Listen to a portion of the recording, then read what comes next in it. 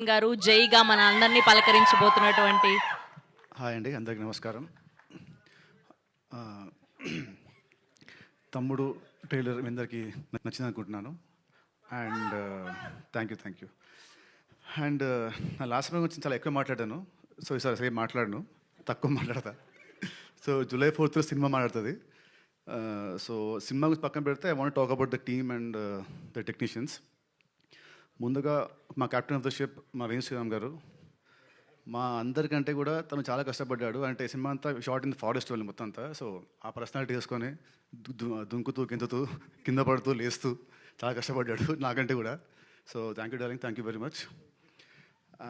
And next Laya garu, welcome back to Telugu cinema. మీ లేకుంటే cinema లేదు. You are the soul of the film. So thank you so much for being part of this film.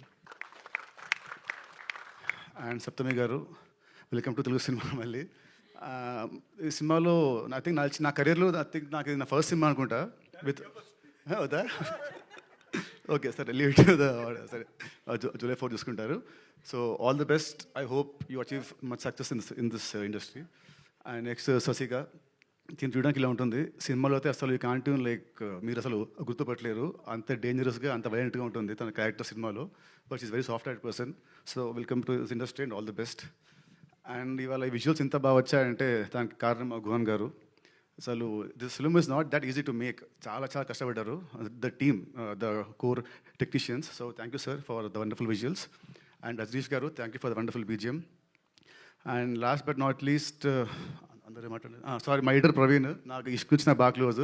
దాని నీ cut సినిమాలో చాలా బాగుంది, the trailer cut కానీ చాలా చాలా బాగుంది. Thank you so much.